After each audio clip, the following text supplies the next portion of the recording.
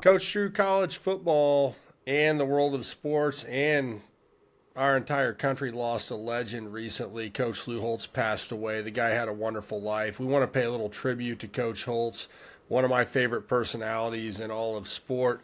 Coach, sure, you were lucky enough to meet Coach Holtz there a couple of years ago when you were up at Notre Dame before before a game, I believe, against the Ohio State Buckeyes. What was your experience when you met Coach Holtz? And just share that with everybody while we remember the great Lou Holtz. Well, it's kind of funny. I was explaining this story earlier this week, right when the passing happened.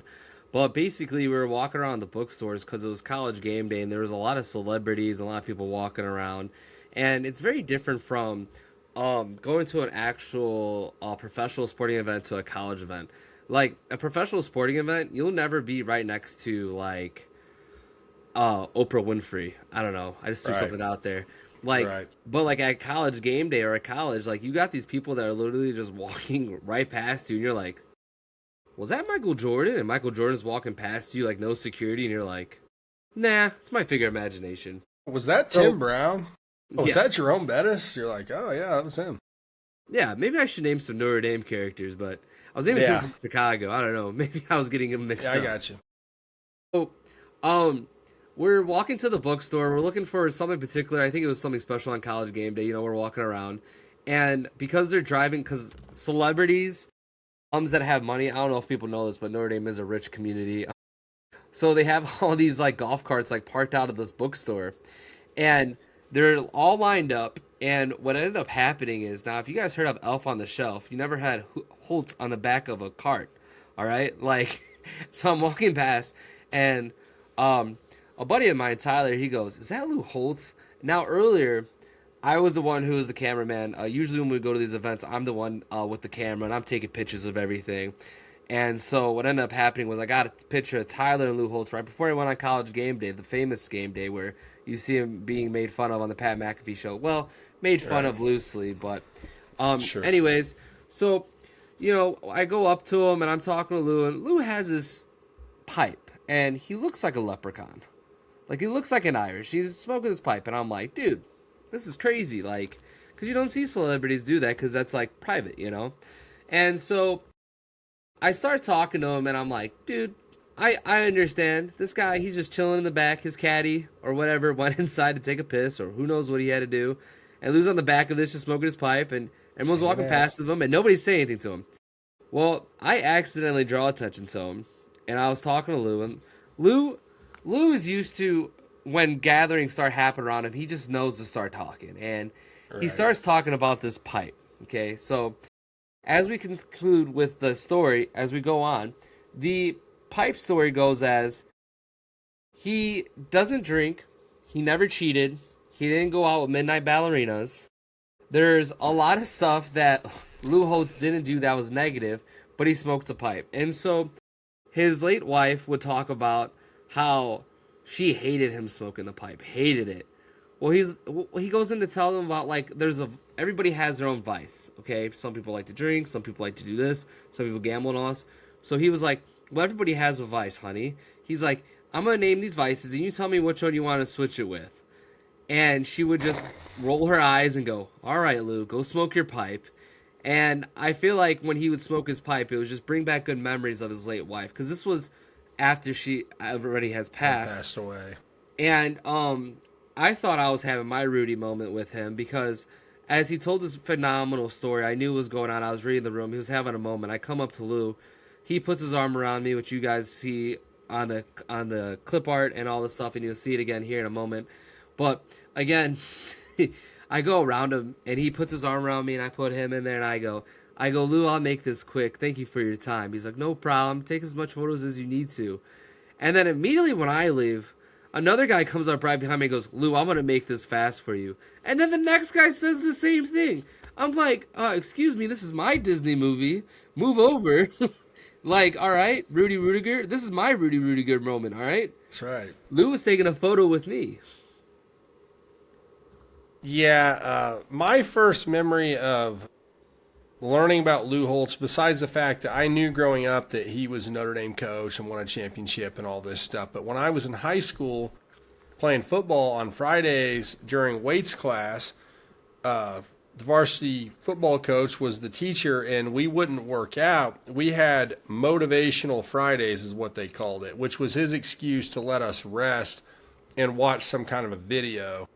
And so on Motivational Friday one day, we go into this classroom, sit down, and coach plugs in this VHS tape of a motivational speech, and it turns out to be Lou Holtz. But the introduction to it was really boring, and Holtz wasn't speaking yet. And I go, Coach, why the hell are we watching this? This is boring. Isn't there something fun we could watch? And he looks at me and he goes, Nick, if you shut up and listen long enough, you might enjoy yourself. You might even learn something. And so I sat down and listened to Lou Holtz talk for almost an hour on this motivational speech, and I was impressed, to say the least. What a sense of humor and what a great message that he had. I won't try and butcher a bunch of Lou Holtz quotes, but the main 3 points, because I rewatched this after he passed, I found the speech on YouTube, is that Holtz always said, do the right thing, do the best you can personally. Not everybody can be an All-American, but everybody can do the best they can personally do at their job every day. Do the right thing, do your best, and show people you care. And, after all the humor that he injects into his speeches, which I'm sure you guys have seen some level of, whether it was a motivational speech or an appearance on College Game Day or whatever, Holtz had a way to use humor to grab your attention and then tell you something meaningful and helpful along the way. And that was the show people you care, as he did with Coach Drew, who was excited to meet him. He doesn't know Coach Drew from Adam. I'm sure he's taken a million pictures, signed a million autographs, but he knew that it made Drew happy. And so when he met Drew, he lived by his own principle of show people that you care. Now, I got to mention the newspaper trick that Holtz used to do, which I had forgotten about, and then I went back and rewatched it the other day. Most of you have probably seen it. If not, look it up.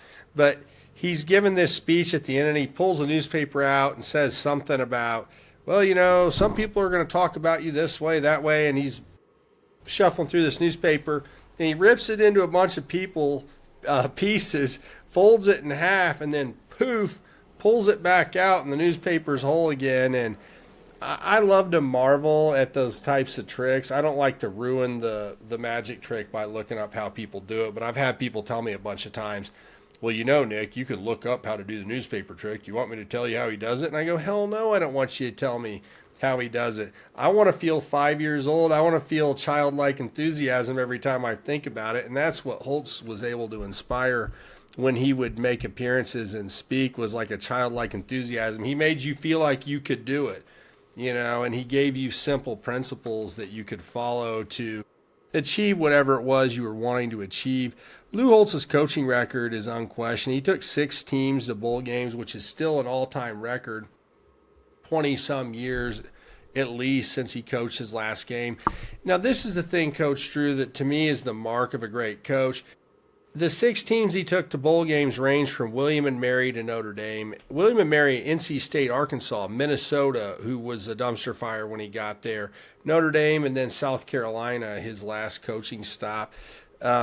But to me, Coach Drew, sometimes a guy can land on third base in a good situation and have some level of success, but Holtz would take these programs over and turn them around. And largely it was just based off of his way of teaching and his way of relating to players and coaches, which I really admire about him. Well, one of the things, too, with Lou was the video that we shared earlier together as we were watching some stuff together so we could talk about it later, but was understanding the bench player. Lou Holtz was a bench player when he was in college football. He wasn't a starter. Myself, I was a good ball player to a certain extent, and then I became a bench player. Those circumstances were beyond me, and, we can all make excuses. But the point is that I'm trying to get to is when you are put in a position and you want to better yourself, right? If you're really good at something, you're not going to do anything to help yourself get better because you're already good at it. You don't look at it in a certain lens. But sure. Lou tried everything in his power, being a bench player, to get a starting. So he learned how to do things differently. He learned. And that's the thing. a lot of coaches learn from watching. He was on the bench. He was absorbing. He was a sponge. It was almost like an assistant coach. And then he took those life skills and he just continued to build and build and build. I, similar to Lou, also know what my calling is to be a coach and also to be a teacher as I am now.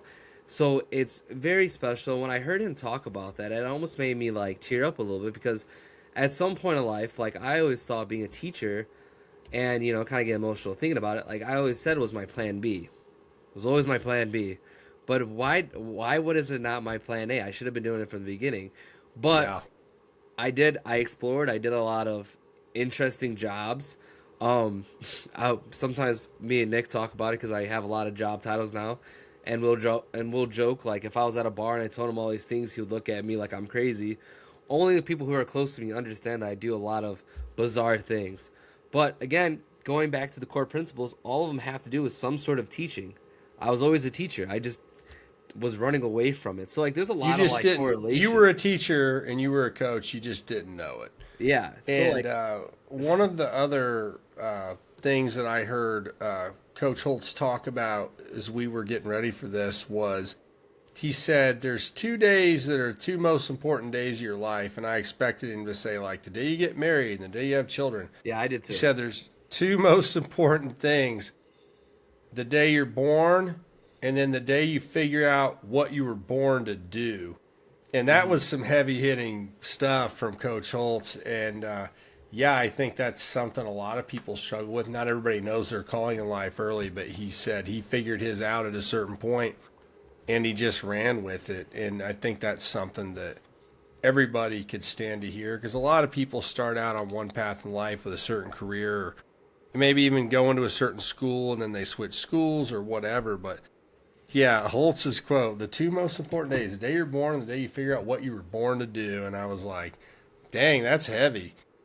But I don't know. He one of the things he always says is, I'm a simple man. I share simple ideas. The fact that they're simple doesn't make them easy to follow, but the simplicity is what allows people to execute. Like, he was talking about the Martin Luther King I Have a Dream speech, and he's like, it's one of the most famous big-time speeches of all time. He goes, do you think it would have been as big if he said, I have a strategic plan for you to execute? He's like, do you think the speech would have done as well if that's what Dr. King would have said? Of course, the answer is no, but yeah, Lou Holtz, what a guy.